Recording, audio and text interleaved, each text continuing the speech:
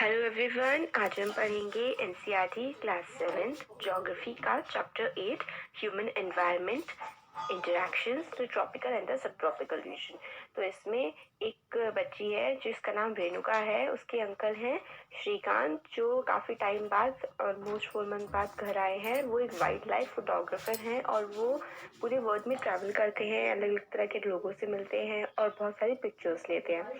तो वो और रेणुका को उनके बारे में बताते रहते हैं। तो रेणुका को भी उन सब चीज़ों में काफ़ी इंटरेस्ट है, अलग अलग लोगों में, अलग प्लेसेस में वो कैसे दिखते हैं, कैसे होते हैं। जैसे इसमें पिक्चर में दिखाया गया है कि जो पीपल होते हैं different part of the world में वो अलग अलग दिखते हैं, अलग फेशियल फीचर्स होते हैं, सबके स्किन का कलर अलग होता है। तो काफ़ी ज़्यादा डाइवर्सिटी होती है ह्यूमन बींग्स में भी। तो अब हम इसमें देखेंगे कि लाइफ अमेज़न बेसिन में कैसी है। अमेज़न कहाँ पर है? अमेज़न है साउथ अमेरिका में और काफ़ी सारी कंट्रीज़ को कवर करती है ये अमेज़न बेसिन। ब्राज़ील आता है, उसमें वेनेजुएला आता है। और देखते हैं हम इसमें और क्या क्या बताया गया है। देखिए जैसे कि इसमें है मैप में ब्राज़ील है और वेनेजुएला का थोड़ा सा नीचे वाला पार्ट है, गुयाना है, कोलंबिया, इक्वाडोर, पेरू और बोलिविया। तो ये पूरी की पूरी जो हमें इस फिगर में दिख रही है ये हमारी अमेज़न बेसिन है। अब हम देखते हैं life in the Amazon basin. जो अमेज़न है ये इक्वेटर से 10 डिग्री नॉर्थ एंड साउथ में लाई करता है, इसलिए ये हमारा इक्वेटोरियल रीजन है। इक्वेटोरियल रीजन होता है 10 डिग्री नॉर्थ एंड साउथ के बीच वाला इक्वेटोरियल रीजन है। सनलाइट अबंडेंट है, रेनफॉल भी बहुत ज़्यादा होती है, इसलिए यहाँ पे जो फॉरेस्ट है वो बहुत ही ज़्यादा घने होते हैं। ट्रॉपिकल एवरग्रीन फॉरेस्ट यहाँ पे हमें मिलते हैं।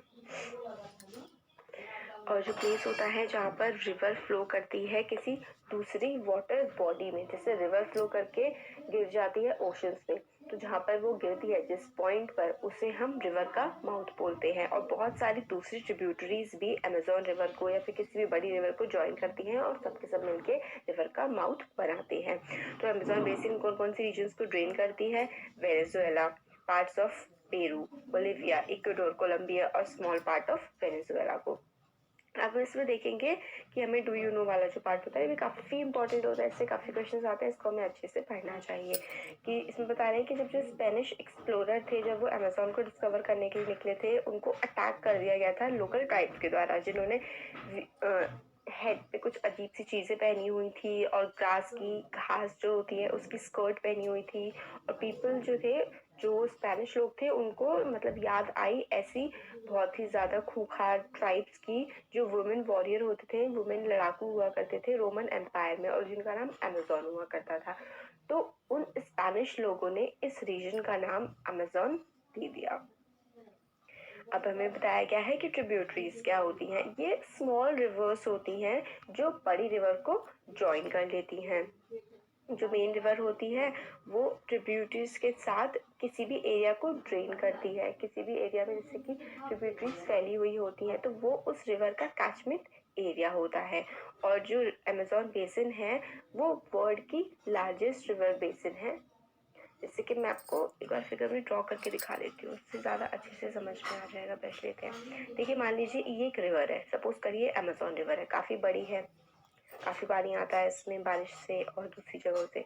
अब क्या होता है कि एक छोटी रिवर ने आके अमेज़न रिवर को ज्वाइन किया, एक और रिवर ने किया, एक और रिवर ने ऐसे किया, किसी ने ऐसे किया, किसी ने ऐसे किया, ऐसे ऐसे। तो ये जो छोटी छोटी रिवर्स जो एक बड़ी रिवर को आके ज्वाइन कर रही है ना, ये हमारी ट्रिब्यूटरी होती है, ठीक है।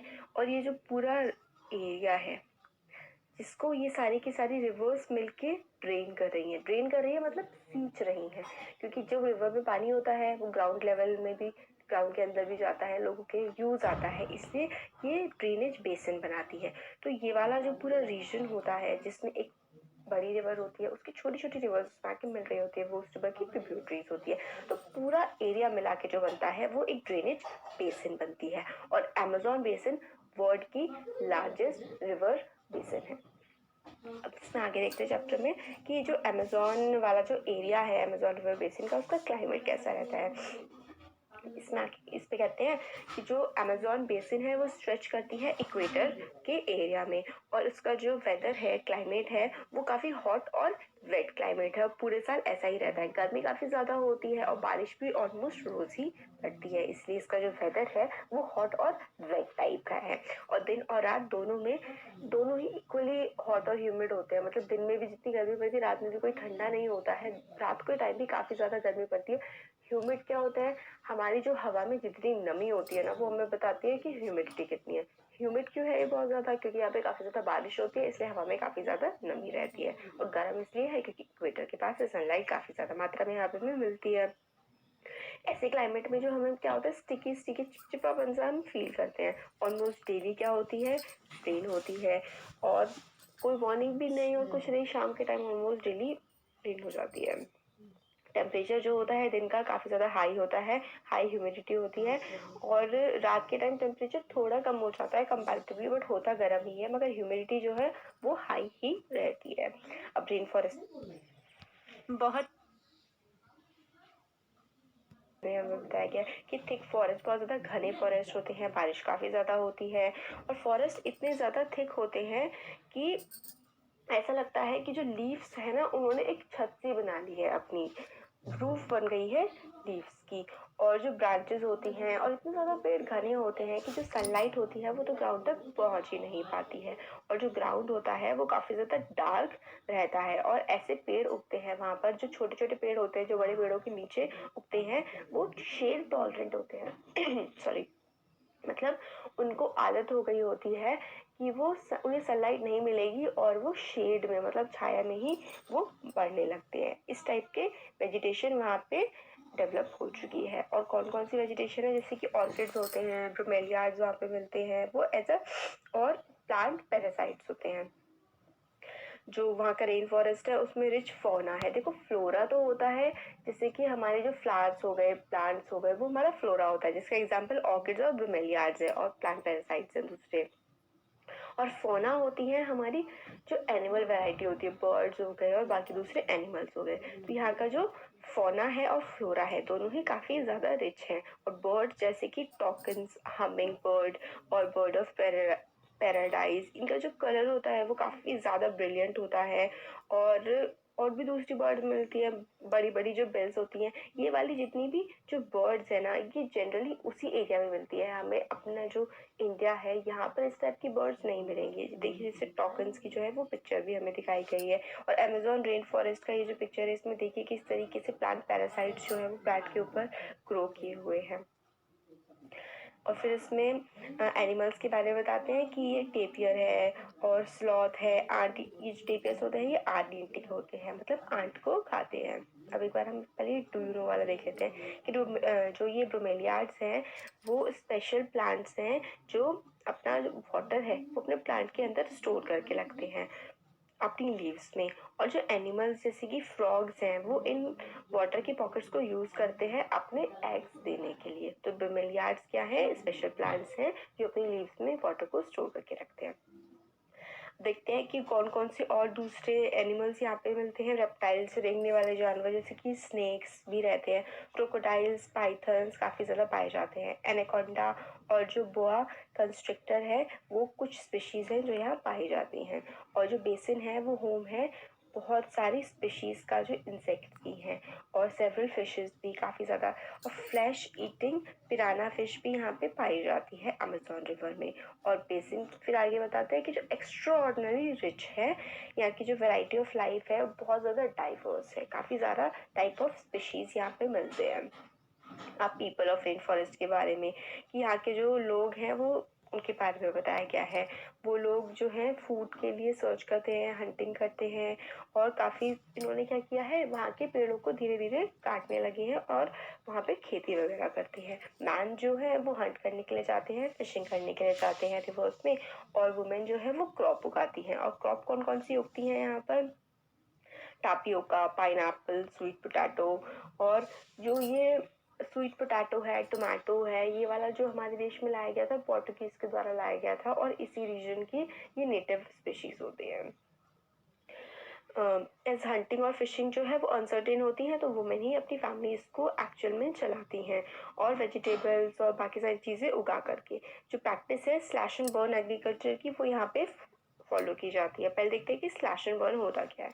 स्लैश एंड बर्न में क्या करते हैं कि एक वे ऑफ कल्टिवेटिंग लैंड है। हम लोग जैसे खेती करते हैं ना, ये भी एक तरीके की खेती है। इसमें क्या करते हैं, फार्मर जो लैंड होता है उसको क्लियर करते हैं। किस तरीके से, पहले वहाँ पे जो पूरा जंगल होता है उसमें आग लगा देते हैं। फिर क्या होता है, जो ऐश बचती है उसमें जो चीज़ें होती हैं वो काफ़ी फर्टाइल होती है, तो वो लैंड को भी फर्टाइल बना देती हैं। फिर कई सालों तक वो उसी जगह पर खेती करते हैं, जैसे कि 3 4 5 साल तक।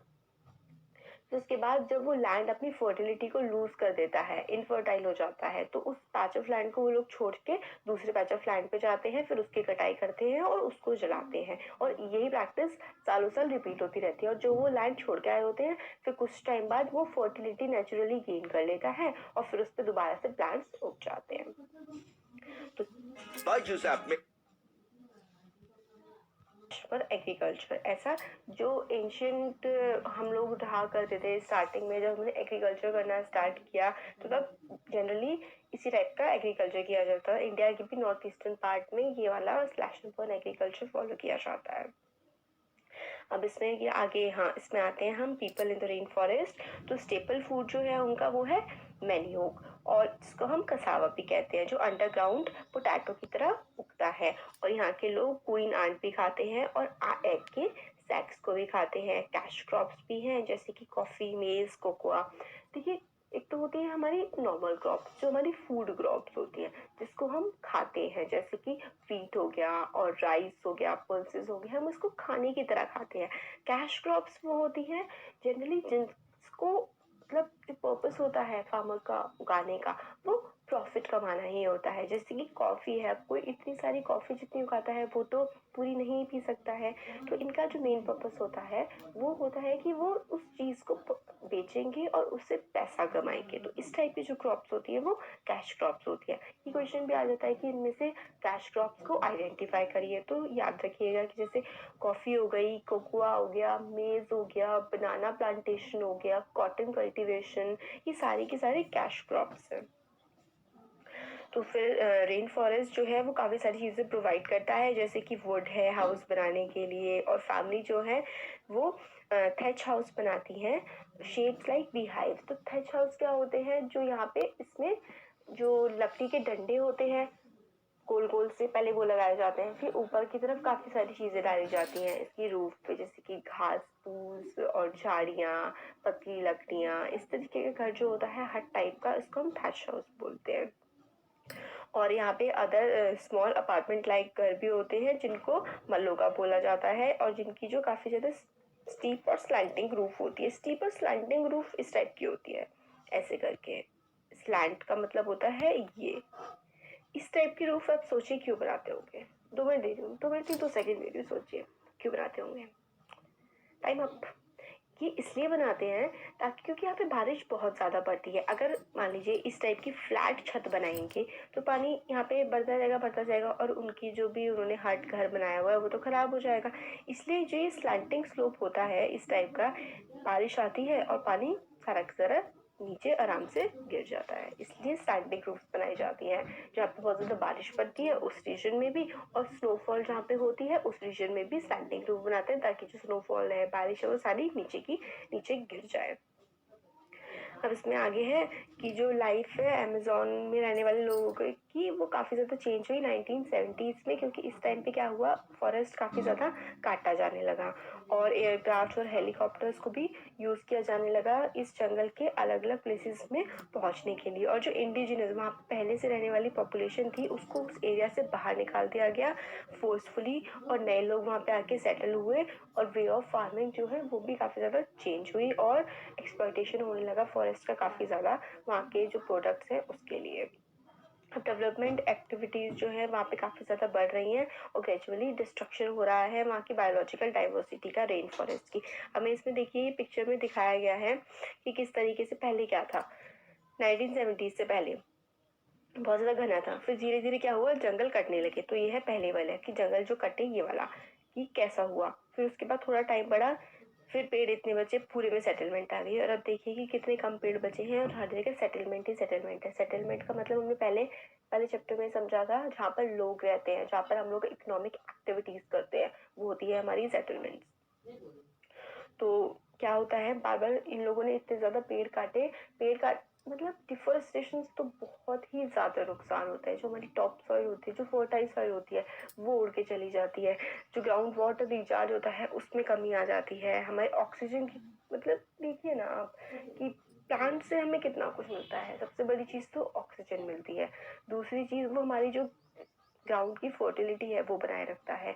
वाटर लेवल जो है, वाटर टेबल, ग्राउंड वाटर जो होता है उसको वो बनाए रखता है। कितने सारे हमें प्रोडक्ट्स मिलते हैं उससे, किसी भी प्लांट से। और एक प्लांट पे आप सोचिए कितने सारे स्पीशीज रहते हैं। ह्यूमंस को हटाइए, कितने सारे मंकीज रहते हैं किसी प्लांट पे, कितने सारे बर्ड्स रहते हैं, कितने आंट रहते हैं, कितने और पैरासाइट्स रहते हैं। एक प्लांट पे कितनी ज्यादा बायोडाइवर्सिटी होती है और हम पेड़ों को काट रहे हैं। छोड़िए, आगे देखते हैं चैप्टर। तो जो टॉप सॉइल है वो रिमूव हो जाती है जब बहुत ज्यादा बारिश पड़ती है। फिर वो सॉइल जो है वो काफी ज्यादा बंजर सी रिमूव हो जाती है जब बहुत ज्यादा बारिश पड़ती है। फिर वो सॉइल जो है वो काफी ज्यादा बंजर सी